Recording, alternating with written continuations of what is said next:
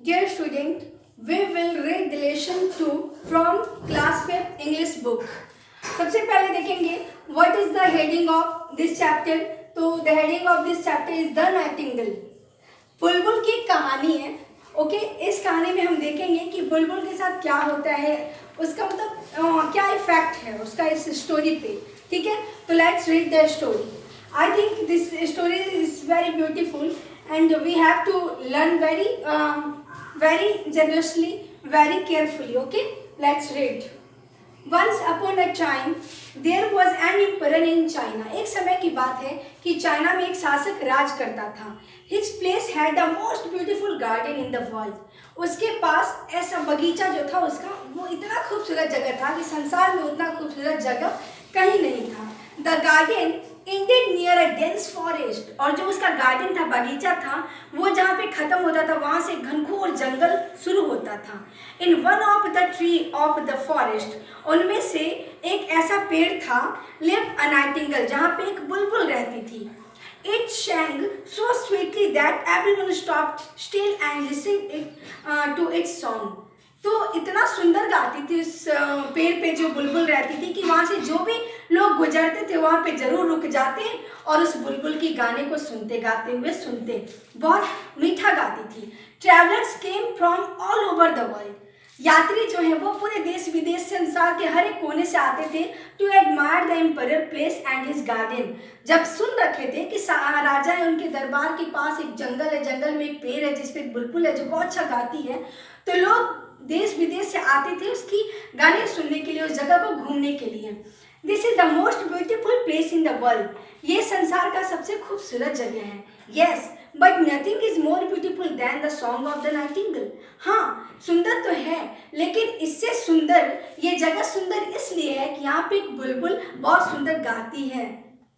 Okay but where was the nightingale to be found. पर हम उस नाइटिंगेल को ढूंढे तो ढूंढे कहाँ. No one knew where it lived. कोई नहीं जानता था कि बुलबुल रहती कहाँ है. ठीक है, the minister could not find the bird. जो मिनिस्टर था, मंत्री था राजा का, वो उसे कहीं भी नहीं ढूंढ पाया. ही ग्रेव वरीड. और दिन पर दिन चिंतित रहने लगा कि भाई मैं ढूंढूं तो ढूंढूं कहाँ उसे. One day he spoke with a made at the place. एक दिन उसने नौकरानी जो होती है ना घर में राजा के दरबार में, उसे बुलाया और कहा कि the emperor will be angry with me. मेरे राजा मेरे से नाराज हो गए हैं. If I do my find the Nightingale. अगर मैं उस नाइटिंगेल को नहीं ढूंढ पाया तो बहुत क्रोधित होंगे मेरे पे. I know where the nightingale lives. मैं जानता हूँ कि नाइटिंगेल कहाँ रहता है. I can take you to the bird. ठीक है, अगर तुम्हें नहीं मिलता तो कोई बात नहीं, मैं तुम्हें एक बर्ड ला के दूंगा, एक चिड़िया ला के दूंगा. Soon the emperor heard of the Nightingale. बहुत जल्दी शासक के कान में ये बात गई कि नाइटिंगेल आ रहा है. ठीक है, I want the nightingale to come and sing for me. मैं चाहता हूँ कि जल्दी से वो आए और मेरे लिए गाना गाए. Yes sir. हाँ महाशय.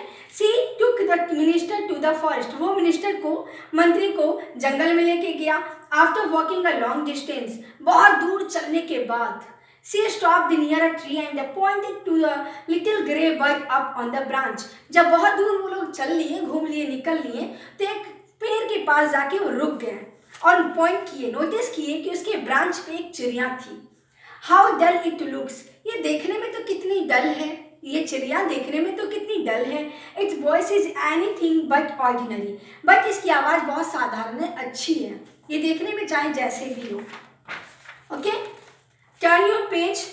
We have to look. The minister spoke to the nightingale. तो जो मंत्री था वो नाइटिंगेल से बोलता है.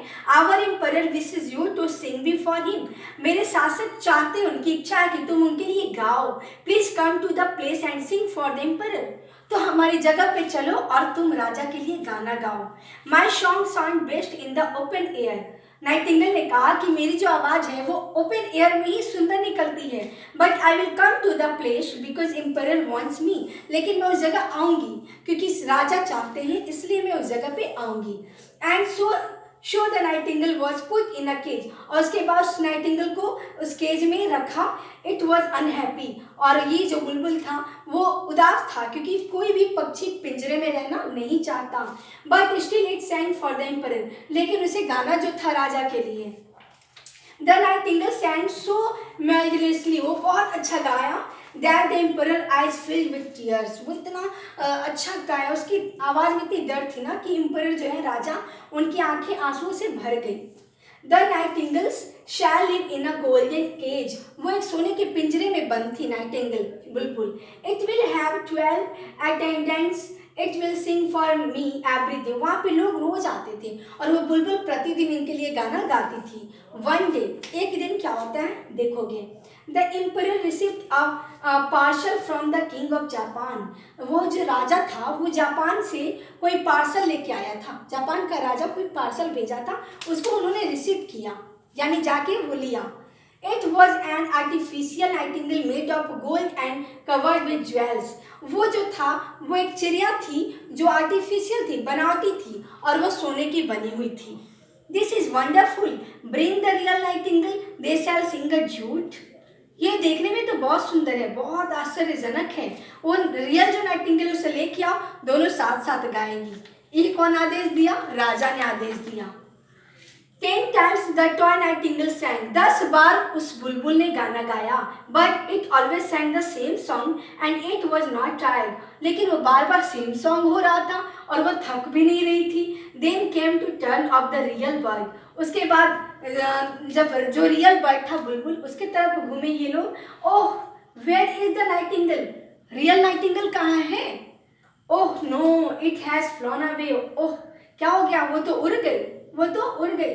The toy bird had stopped working. और टॉय बर्ड जो था, जो आर्टिफिशियल था, जो जापान के राजा ने भेजा था, वो काम करना बंद कर दिया, यानी गाना बंद कर दिया। विदाउट द म्यूजिक, म्यूजिक के बिना तो गाता नहीं था, तो क्योंकि वो आर्टिफिशियल जो था। The emperor grew sad and ill. तो राजा जो है बहुत उदास हो गए और बीमार हो गए। He had not eaten for 10 days. वो 10 दिन से खाना भी नहीं खाए। There is nothing we can do. और कोई भी ऐसा चीज़ नहीं था जो हम लोग उनके लिए कर सकते थे, क्योंकि हम सब करके देख लिए और उनको ठीक नहीं कर पाए। Okay? The next morning, the emperor woke up refreshed and feeling much better. Okay, sorry. The emperor was furious.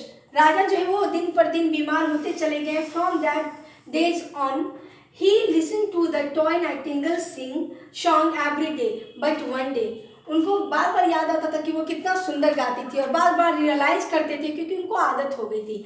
But एक दिन क्या होता है? Oh no, what has happened to the toy nightingale. लेकिन उस टॉय नाइटिंगेल के साथ क्या हुआ? जो बनावटी चिड़िया थी उसके साथ क्या हुआ? देन फ्रॉम द विंडोज, जब वो खिड़की से देखते हैं, suddenly the most lovely song was heard. तभी उनके कानों में एक बहुत सुंदर गाना सुनाई देता है। You have return O sweet nightingale. तो इन्होंने कहा, क्या तुम, ओ मेरी स्वीट नाइटिंगेल, क्या तुम वापस आ गई हो?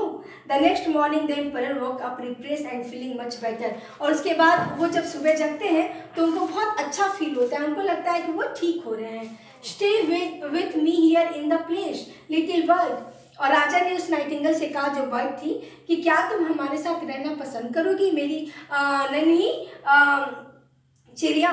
तो बुलबुल ने कहा, I can not live in a cage nor I can live in the place. मैं पिंजरे में बंद होकर नहीं रह सकती और मैं उस जगह पे नहीं रह सकती जहाँ पे मुझे बांध के रखा जाए। Let me come whenever I want to sing for you. मुझे वहीं रहने दीजिए जहाँ पे मैं चाहती हूँ, वहीं से मैं आपको रोज गा के सुना दूंगी। This time the emperor happily agreed. इस बार राजा जो थे वो राजी भी हो जाते हैं और खुशी खुशी राजी हो जाते हैं। In return the sweet nightingale came to sing for the emperor every day. और बदले में जो स्वीट नाइटिंगेल थी वो हर दिन राजा के लिए गाना गाने आ जाती थी। तो this is a very wonderful story. I think ये स्टोरी बहुत सुंदर है। आप इसको 2 टाइम्स पढ़ना ताकि इस स्टोरी को आप अच्छे से रिमाइंड कर सको। उसके बाद सारे क्वेश्चन आंसर आप याद कर लेना। जल्द हम लेसन 3 में मिलेंगे, तब तक के लिए थैंक यू।